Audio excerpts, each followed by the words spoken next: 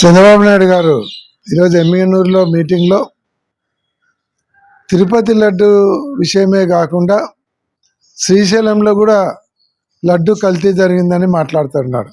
అంటే దేవాలయాలన్నింటినీ దానిలో ఇమేజ్ని దెబ్బతీయాలనుకుంటున్నాడా, లేదంటే హిందువుల మనోభావాలతో ఆయన ఆటలు ఆడుతున్నాడా?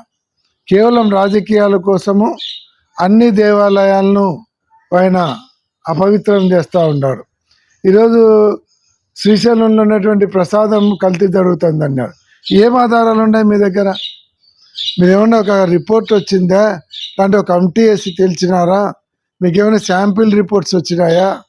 ఏం లేకుండా ఊరికే మాట్లాడుతున్నాడు. ఇంతకుముందు తిరుపతి గురించి అట్నే మాట్లాడినాడు. ఎటువంటి ఆధారాలు లేకుండా దాంట్లో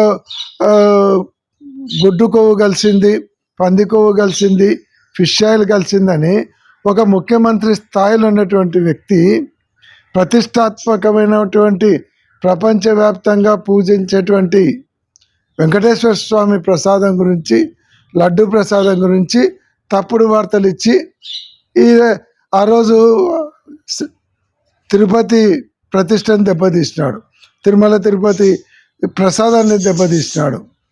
ఈరోజు శ్రీశైలంలో ఉన్నటువంటి ప్రసాదంలో కూడా కల్తీ జరిగిందని చెప్పేసి ఈరోజు మళ్ళీ మాట్లాడుతూ ఉన్నాడు. మీరు ముఖ్యమంత్రి అండి, ఏమైనా దావన పోయేటోళ్ళు, రిక్షా వాళ్ళు, ఆటో వాళ్ళు మాట్లాడినట్టు మాట్లాడితే ఎట్లా? ఒక ముఖ్యమంత్రి స్థాయిలో ఉన్నటువంటి వ్యక్తి ఆధారాలు పెట్టుకొని, రిపోర్ట్స్ పెట్టుకొని, ఒకటి కాదు 4 రకాల రిపోర్ట్స్ పెట్టుకోవాలి. ఎందుకంటే మనము బ్లేమ్ చేసేది దీని చిన్న పిల్లాటలు కాదు.